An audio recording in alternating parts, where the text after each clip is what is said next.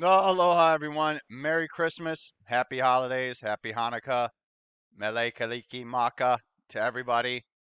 Anyways, it's going to kind of be a quick rapid fire. We're just going to go through the indices. I'm going to show you that on the monthly time frame, we're starting to line up for a longer term bullish move. Then we're going to review the last 6 public YouTube video lesson swing trades. And then I have another idea that is not quite ready, but I'm going to go ahead and start adding back a little bit of the position that I want to get before I get full size again in a stock that I'm still long on a swing position basis and in the long-term portfolio. First off, got to let everybody know we're looking good. We're going to go to the monthly max on all of these. I'm going to remind everybody, this is the monthly chart of the IWM. This is the time segment volume. When the monthly time segment volume is green, great things happen. Now, my methodology did not start employing this monthly TSV to 2018 when I started to backtest all of these indices with multiple long-term indicators to help keep me on the right side or wrong side of the market, when I should press, when I should let off the gas, when I should go 5 to 10 to 20% of my entire portfolio in a grade A setup, and when I should go 2, 5, 10% in a grade A setup. Green light is go.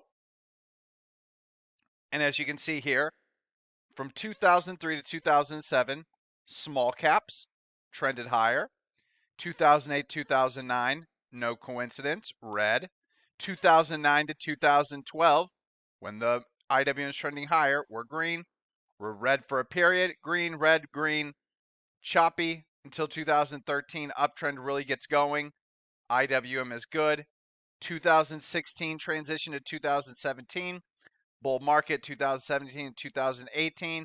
Then we get into mid 2018 all the way to the end of 2020. Any surprise that IWM was choppy? What could have kept you safe? Right there. And then, of course, we all know late 2020 into 2021, we're green. Since then, after that false breakout on the IWM, it's been red, red, red, red, red. This little blip here, no. This little blip here, nah, yet. Not yet. But we closed this month where we're at right now in the IWM. This indicator glows green. Now, sometimes it has starts and fits before it then maintains a green. I want to show you other indices because my main one is the IWM. When the IWM is green, I know I can press. This is the IWO, growth stocks on the Russell 2000. Same, similar thing. How about ARK? Well, we don't have a whole lot of data for ARK, but when it's green, it's really good. When it's red, it's either bad or does nothing. Does nothing here when it's red. Look at when it's green here. Does really good. Red, bad. Green, oh. See the starting and stopping? But now look at this TSV indicator. Look at the slow moving average line. Starting to curl and round up. Guys, give me a pullback. I want a pullback. I'm okay with the pullback. This is not 2008. I reminded everybody in 2022 over and over and over and over. This is not 2008. I was in 2008. This is not 2008. So give me a pullback. I hope we pull back in January. Give me a choppy 2024. Don't care. I'm bullish. But there's ARK. Now, let's look at my favorite growth ETF besides ARK, the IBD 5050. Look at how long this thing has been red. Now, we're starting to get some start and stops, but still, we weren't really trending higher. We're still not quite there yet, as you can see. But we're trying to work on it. We've flipped green, so at least we're green. 2 months in a row of green. We're getting there. Are we there yet on the SPY? No. So the SPY, green. This is 1995 to 1998. Even when it's choppy, we're green still till when? 2000 to 2003. 2003 to 2005, we're green. 2009 to 2011, 12 really, we're green. 2017, green. You know what happened in 2021, we're green. We've been red the entire time since the top in late or early 2022. We still are not even in inning one of an uptrend based on what I like to see. The QQQ, hey, we're there. This is a period of prolonged green, starts and stops, prolonged green, starts and stops while it's green.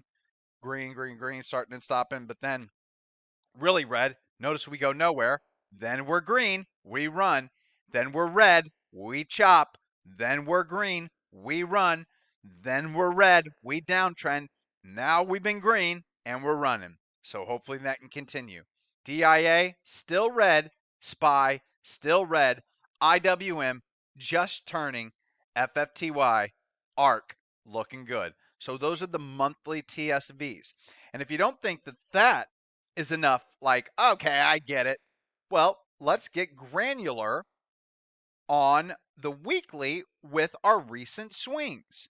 So now you're looking at the weeklies of the recent swings. Let's look at MMYT. Monthly's too long for what I'm trading right now. But here's MMYT. We're green.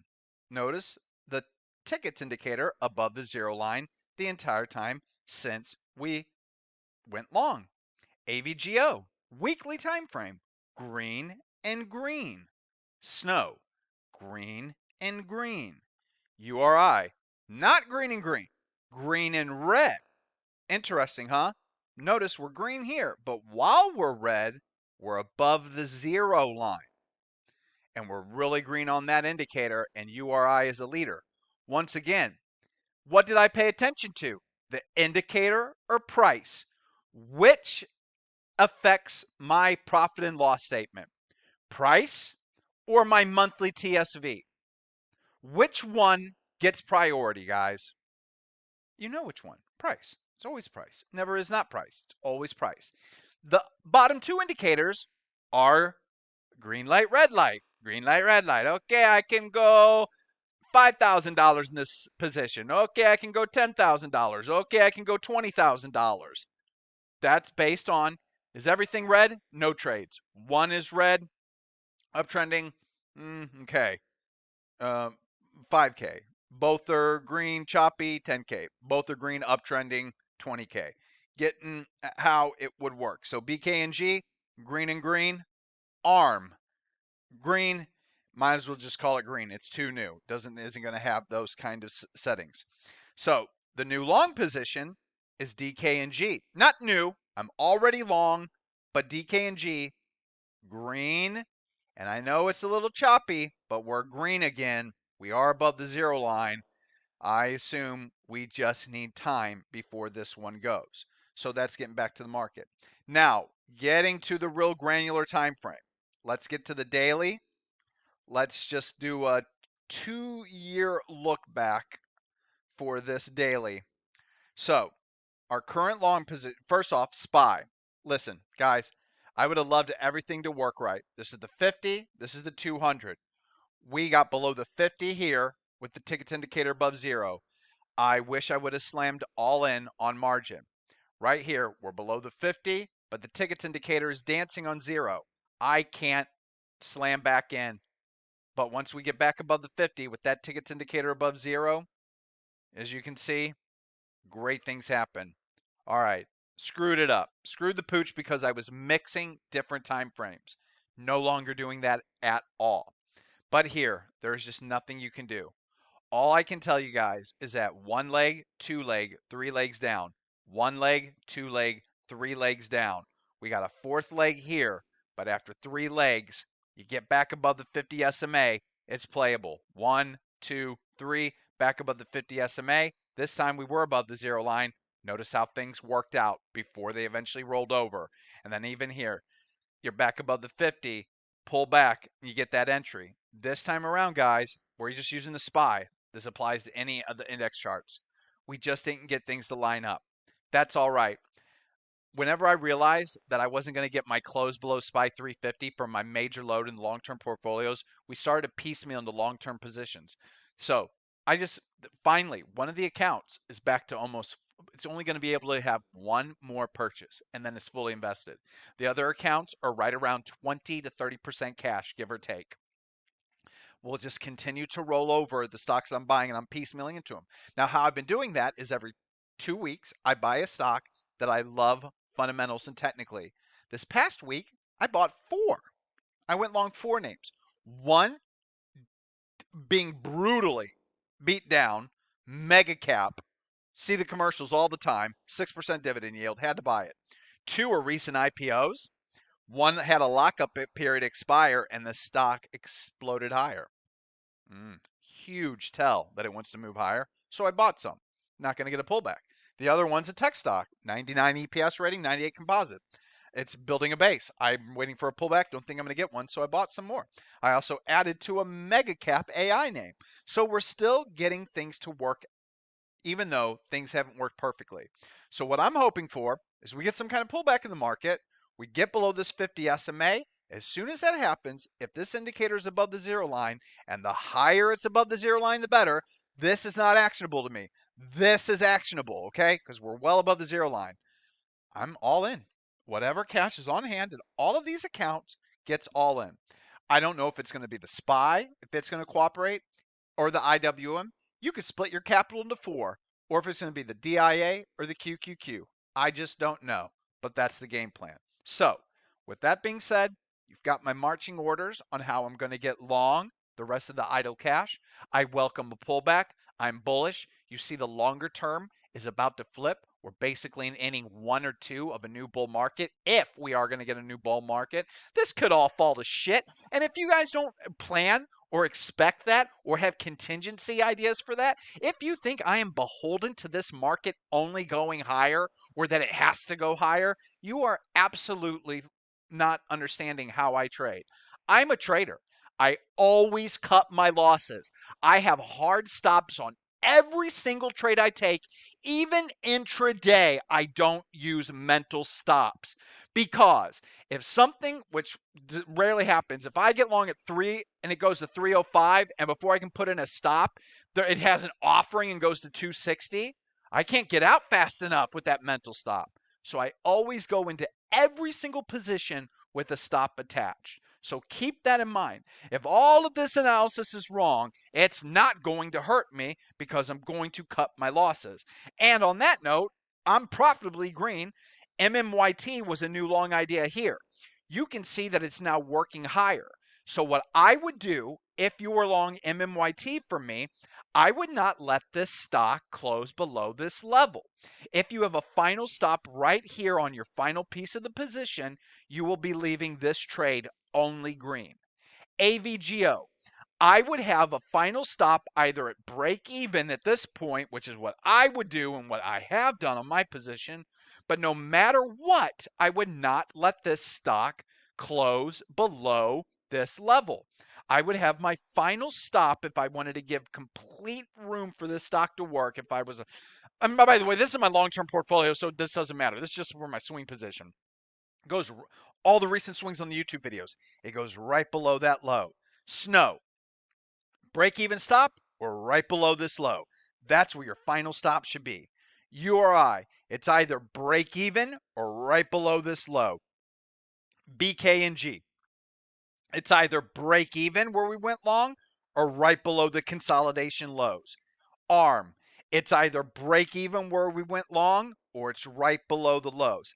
That leads us to the trade that I want to add to, DKNG. Now, members know I went long DKNG here.